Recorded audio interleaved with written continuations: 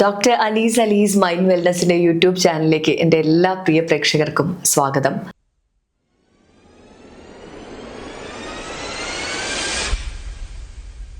അടുത്ത കാലല്ല 12 വർഷം കൂടുമ്പോൾ നടക്കുന്ന മഹാകുംഭമേള. അതില് ഒരുപാട് പേര് സന്യാസികളായിട്ടും കുറെ പേര് എല്ലാ സുഖജീവിതങ്ങളൊക്കെ ഒരു സുപ്രഭാതത്തിൽ വെടിഞ്ഞ് പിന്നെ ഇതിലേക്ക് ഇറങ്ങി വരിക. പക്ക ഒരു സന്യാസ ജീവിതത്തിലേക്ക് വരിക. പിന്നെ അപ്പം ഈ ഒരുപാട് എന്താ പറയാ ഈ അധോലോകത്തൊക്കെ വളരെ അടിപിടിയൊക്കെ ആയിട്ട് നടന്നവരൊക്കെ ഒരു സുപ്രഭാതത്തിൽ അതൊക്കെ ഉപേക്ഷിച്ച് പെട്ടെന്ന് ഇങ്ങനെ പല പല തരത്തിലുള്ള ആളുകൾ സന്യാസ ജീവിതത്തിലേക്കാണെങ്കിലും ഒക്കെ കുംഭമേള അതൊരു വലിയൊരു ഉത്സവമാണല്ലോ, എത്രയോ വർഷം കൂടുമ്പോൾ നടക്കുന്നത്. അപ്പൊ ഇതിൽ അങ്ങനെ പെട്ടെന്ന് ഇങ്ങനെ ഇതൊക്കെ വെടിഞ്ഞ് ഇങ്ങനെ ഈ ഒരു സന്യാസ ജീവിതത്തിലേക്ക് അല്ലെങ്കിൽ ഇങ്ങനെയൊക്കെ വരുമ്പോൾ സന്തോഷം കിട്ടുമോ സാർ? എന്താണത് സംഭവം, ഒരു മാനസികാവസ്ഥ? അത് ഡിപ്പെൻസ്, ഓരോരുത്തരുടെ മൈൻഡ് സെറ്റ് അനുസരിച്ചിരിക്കും. ഇത് പല ആളുകൾ അതിൽ എഡ്യൂക്കേഷൻ എന്നൊരു കാര്യമായിട്ട് എനിക്ക് തോന്നിയിട്ടില്ല. എഡ്യൂക്കേറ്റഡ് ആയിട്ടുള്ള ആൾക്കാരൊക്കെ തന്നെ പലരും ഈ ഓവർ റിലീജിയസ് ആയിട്ടും അതിലേക്ക് ഭയങ്കര സന്യാസങ്ങളായിട്ടാണെങ്കിലും മറ്റ് പല പള്ളി മറ്റു കാര്യങ്ങളൊക്കെ ആയിട്ട് ഭയങ്കരമായിട്ട് ബന്ധപ്പെട്ട് ഡീപ്പായി പോകുന്ന ആളുകളെ ഞാൻ ധാരാളം കണ്ടിട്ടുണ്ട്. ചിലവരൊക്കെ എന്താ വെച്ചാൽ ഭയങ്കര ബിസി ഷെഡ്യൂളിൽ ഭയങ്കര ഫ്രസ്ട്രേറ്റഡ് ആയിട്ട് അല്ലെങ്കിൽ ജീവിതത്തിൽ പല പ്രശ്നങ്ങളെയും ഫേസ് ചെയ്തിട്ട് അഭിമുഖീകരിച്ചിട്ട് ടെൻഷൻ അടിച്ചിട്ടൊക്കെ വന്ന ആൾക്കാർക്ക് അതിൽ നിന്നൊക്കെ ഒരു ഒളിച്ചോട്ടം മാതിരി റിലാക്സേഷൻ കിട്ടാൻ വേണ്ടിയിട്ടൊരു സ്ഥലം നമ്മൾ കണ്ടെത്തുന്നുണ്ട്, ഒരു ദൈവത്തോട് അടുക്കുക. അപ്പോൾ നമ്മളിപ്പോൾ ഒരു 60 വയസ്സായി 70 വയസ്സായി പിന്നെ അവരെന്നെ സെൽഫ് കൗണ്ട് ചെയ്യുക.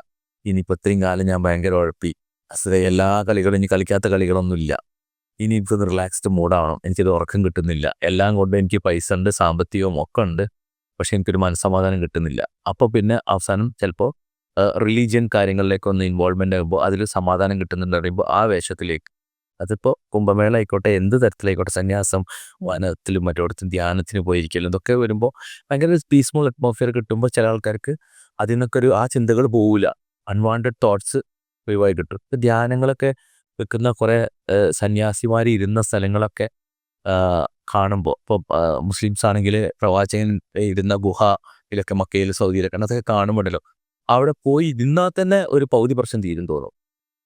കാരണം രാമേശ്വരമൊക്കെ കണ്ടിട്ടുണ്ട് വെച്ചെങ്കിൽ ഭയങ്കര കാമാണ് അങ്ങനത്തെ ഒരു വിവേകാനന്ദ റോക്ക് ആ റോങ്ങില് കാണുമ്പോൾ അപ്പൊ നമ്മൾ ടൂർ ആയിട്ട് പോകുമ്പോൾ ഒരു മെഡിറ്റേഷൻ അപ്പൊ അങ്ങനെ കിട്ടുമ്പോൾ ചില മറ്റുള്ള അൺവാണ്ടഡ് തോട്ട്സും നമ്മൾ ഈ കാണുകൾ കുറെ കാര്യങ്ങൾ മുന്നിൽ കാണുമ്പോഴും ആളുകളെ കാണുമ്പോഴും സാധനങ്ങൾ കാണുമ്പോഴാണ് നമ്മൾ ഈ ആഗ്രഹങ്ങൾ വന്നുകൂടുന്നത്. വേറെ ആഗ്രഹങ്ങളൊന്നുമില്ല, എൻ്റെ മുന്നിൽ വരുന്ന ആൾക്കാരൊക്കെ ഇങ്ങനത്തെ കുറച്ച് ആൾക്കാരാണ്. അപ്പോൾ പിന്നെ വേറെ പ്രശ്നങ്ങളൊന്നുമില്ല, ഞാൻ ആ ലിമിറ്റഡായി, എനിക്ക് അൺവാണ്ടഡ് തോട്ട്സ് ഒന്നും പോകുന്നില്ല. നമ്മളിപ്പോൾ ഓരോന്നും ഈ ഭ്രമം വരുന്നത് എന്തുകൊണ്ടാണ്? അല്ലെങ്കിൽ നിങ്ങൾ ഇഷ്ടപ്പെട്ട ആയി തന്നെ നിൽക്കുമല്ലോ. നിങ്ങൾ മറ്റൊരാളിലോ മറ്റൊരു വ്യക്തികളിലോ എന്തെങ്കിലും കാറായിക്കോട്ടെ വീടായിക്കോട്ടെ മറ്റു കയറുമ്പോൾ നിങ്ങളും മനുഷ്യനായതുകൊണ്ട് നിങ്ങളുടെ ചിന്ത എനിക്കും അങ്ങനെയൊക്കെ ആയിക്കൂടെ, ആവണമല്ലോ, നമുക്കത് കഴിയില്ലല്ലോ എന്നുള്ള ഫ്രസ്ട്രേഷൻസും കാര്യങ്ങളും ഒക്കെ ഡെസ്പിറേഷനൊക്കെ നിങ്ങളെ മനസ്സ് വരുമ്പോഴാണ് അതിൽ വരുന്നത്. ഇതൊന്നും ഇല്ലാത്ത ലോകമാണ്. അപ്പോൾ അതിലായിരിക്കും ചിലപ്പോൾ അവരുടെ റെസ്റ്റ് ഓഫ് ലൈഫ് അവർ സമാധാനം കണ്ടെത്തുന്നത്. അപ്പോൾ ഇതൊക്കെ ഒരു വിശ്വാസത്തിൻ്റെ ഭാഗം, ഒരു മൈൻഡ് സെറ്റിൻ്റെ ഭാഗമാണ്. ചില ആൾക്കാർ അവർ വളരെ പല അപ്പ് ആൻഡ് ഡൗണിലൂടെ കടന്നു പോയിട്ടുള്ള ആളുകളായിരിക്കും. അവർക്ക് കിട്ടുന്ന ഒരു മനസ്സമാധാനം കണ്ടെത്തുന്ന ഒരു ഫീഡായിരിക്കും. ചിലത് കുറച്ചുകൂടി ലാസ്റ്റിൽ നമ്മളൊക്കെ ലൈഫ് പ്ലാനൊക്കെ കഴിഞ്ഞു, ഇനിയുള്ളത് നമ്മൾ ദൈവത്തോടെ എടുക്കണം, ഒരു ദൈവവിശ്വാസിയായിട്ടുള്ള ആളാണെന്ന് വെച്ചെങ്കിൽ ദൈവത്തോടെ എടുക്കണം. അവിടെ അതിനുള്ള ഒരു സെക്കൻഡ് ലൈഫിൽ നമുക്ക് റിലീഫ് കിട്ടണമെങ്കിൽ, സന്തോഷമായി ജീവിക്കണമെങ്കിൽ അങ്ങനെ എന്ന് വിചാരിക്കുമ്പോൾ അതിലേക്ക് അടുക്കാൻ നോക്കും. അങ്ങനെ പല അതിലാണ്. അപ്പോൾ അവരുടെ ആ മൈൻഡ് സെറ്റ് നമ്മൾ റീഡ് ചെയ്ത് അവരെ പറ്റി സ്റ്റഡി ചെയ്യുമ്പോൾ മാത്രമേ നമുക്ക് അതിലെത്താൻ പറ്റുള്ളൂ. എനിക്കൊക്കെ ഒത്തിരി എൻ്റെ കോളേജുകളിലൊക്കെ പഠിച്ചിട്ടുള്ള എൻ്റെ സീനിയേഴ്സായിട്ടൊക്കെ പഠിച്ച ആൾക്കാരൊക്കെ വളരെ മോശം ബിഹേവിയറിലൊക്കെ വന്നിട്ടുള്ള ആൾക്കാരൊക്കെ ഇപ്പോൾ ഭയങ്കര റിലീജിയസ് വേഷത്തിലൊക്കെ കാണുമ്പോൾ ആദ്യം വരുന്ന റിഫ്ലക്ഷൻ അത് വെച്ച് ചിരിയാണ് അയാളെ കാണുമ്പോൾ.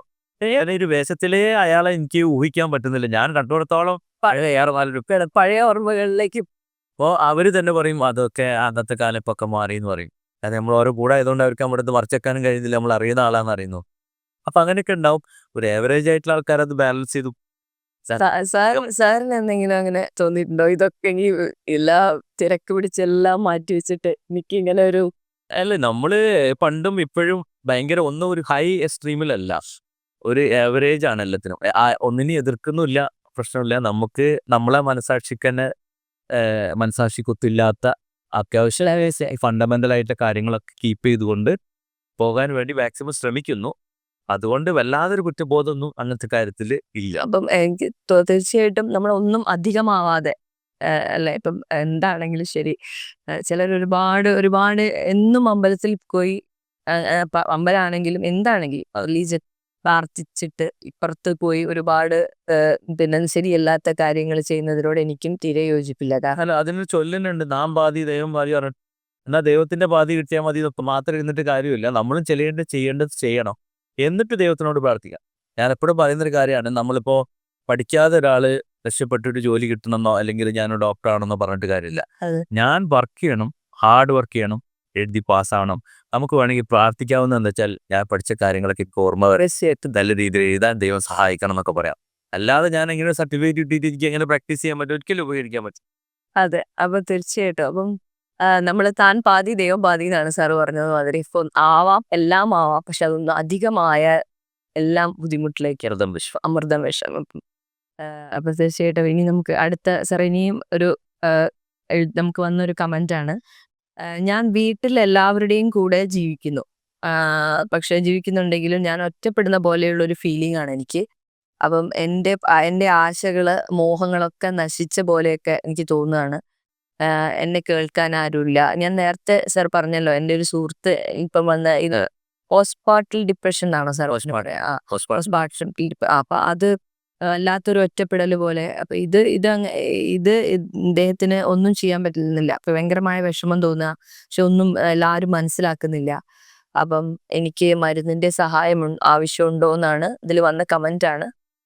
ഇത് തീർച്ചയായിട്ടും ഡിപ്രസീവ് ഫീച്ചേഴ്സ് ആണ് ഈ പറഞ്ഞതൊക്കെ. ഡിപ്രഷന്റെ പ്രധാനപ്പെട്ട ഫീച്ചേഴ്സിൽ പെട്ടതാണ് ഈ ഒറ്റപ്പെട്ട ലോൺനെസ്.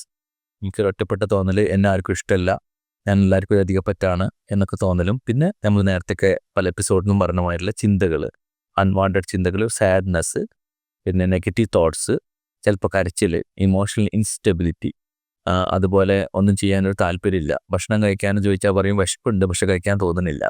പിന്നെ കോൺസെൻട്രേഷൻ കിട്ടുന്നില്ല, ശ്രദ്ധ കിട്ടുന്നില്ല വർക്കിലൊന്നും, അവിടെ ഇവിടെയൊക്കെ വൈബ്രേറ്റ് ചെയ്ത് പോവാണ്. പിന്നെ മെമ്മറി കുറവാണ്, ഓർമ്മക്കുറവ്. ആ ഓർമ്മക്കുറവ് എന്നാൽ ശ്രദ്ധ കുറവുകൊണ്ട് വരുന്ന പ്രശ്നങ്ങളാണ്. അതുപോലെ കോൺഫിഡൻസ് ഇല്ലായ്മ, ഒരു ആത്മവിശ്വാസക്കുറവ്, ക്ഷീണം, പിന്നെ ജീവിക്കണ്ട എന്താ അപ്പം ഇങ്ങനെ ജീവിച്ചിട്ട് എന്താ കാര്യം, ജീവിതത്തിന് ഒരു അർത്ഥമില്ലാത്ത മാതിരി, ഞാൻ തന്നെ ഒരു വേസ്റ്റാണ് എന്നൊക്കെ ഒരു ലോ സെൽഫ് എസ്റ്റീം, ഇങ്ങനത്തെ കുറേ കാര്യങ്ങളാണ് സാധാരണ ഡിപ്രസീവ് സിംറ്റംസ്. അതിൽ കോർ സിംറ്റംസ് 3-4 കംപ്ലൈൻറ്റ്സ് ഉണ്ടെങ്കിൽ നമ്മൾ അതിന് ഡിപ്രഷൻ എന്ന് പറയും. അറ്റ്ലീസ്റ്റ് ഒരു 15 ദിവസമെങ്കിലും ഈ സിംറ്റംസ് നിലനിൽക്കുന്നുണ്ടെങ്കിൽ നമുക്ക് ഡിപ്രഷൻ എന്ന് പറയാം. 15 ദിവസത്തിൻ്റെ ഉള്ളിലുള്ളതാണ് ചെയ്യാൻ ഡിപ്രസീവ് മൂഡിനെ നമുക്ക് പറയാൻ പറ്റുമോ, ഡിപ്രഷൻ എന്ന് പറയാൻ പറ്റില്ല. മോർ ദാൻ 15 ഡേയ്സ് ആ സിംറ്റംസ് ഒക്കെ പെർസിസ്റ്റിംഗ് ആണെങ്കിൽ നമുക്ക് ഡിപ്രഷൻ എന്ന് പറയാം. അതിൽ തന്നെ മൈൽഡ്, മോഡറേറ്റ്, സിവിയർ ഒക്കെ ഉണ്ട്. ചിലപ്പോൾ ഒരു മൈൽഡ് ഫോമിലൊക്കെ ആണെങ്കിൽ ചിലപ്പോൾ ട്രീറ്റ്മെൻ്റ് ഒന്നും ഇല്ലാതെ തന്നെ ഓട്ടോമാറ്റിക്കലി നമ്മളെ ഫ്രണ്ട്സും ഡ്യൂട്ടിയിലൊക്കെ എൻഗേജ് ഹൈയിൽ വരുമ്പോഴാണോ സാർ സൂയിസൈഡ് ടെൻഡൻസി ഒക്കെ സൂയിസൈഡ് സിവിയർ ഡിപ്രഷനിലാണ് വരിക. അപ്പോൾ മൈൽഡ് മോഡറേറ്റ് ഒന്നും അങ്ങനെ അറിയാൻ പറ്റില്ല. പക്ഷെ ആ സമയത്ത് മൈൽഡൊക്കെ ആകുമ്പോൾ ചിലപ്പോൾ നോർമാലിറ്റിയിലേക്ക് തന്നെ തിരിച്ചു വരും. ആ ഒരു മോഡറേറ്റ് ലെവലിലേക്ക് എത്തുമ്പോൾ ചില ആൾക്കാർ എന്താ വെച്ചാൽ അടുത്ത സ്റ്റേജിലേക്ക് പോവാം അൺട്രീറ്റഡ് ആക്കി വെച്ച് കഴിഞ്ഞാൽ. അപ്പോൾ പ്രയാസങ്ങൾ, അപ്പോൾ എല്ലാവരും അറിയും. അപ്പോൾ വർത്തമാനം പറച്ചിലും ഒക്കെ വ്യത്യാസങ്ങൾ വരും. അപ്പോൾ അതില്ലാതിരിക്കാൻ നോക്കുക. അപ്പോൾ ഏർലി ആയിട്ട് ഡോക്ടറെ അടുത്ത് എത്തുകയാണെങ്കിൽ ചിലപ്പോൾ ചെറിയ മെഡിക്കേഷൻസ് തന്നെ കാര്യങ്ങൾ ശരിയായി നമുക്ക് നോർമാലിറ്റിയിലേക്ക് തിരിച്ചു വരാനും പറ്റും. അതൊന്നും വലിയൊരു പ്രശ്നമുള്ള കാര്യമൊന്നുമല്ല.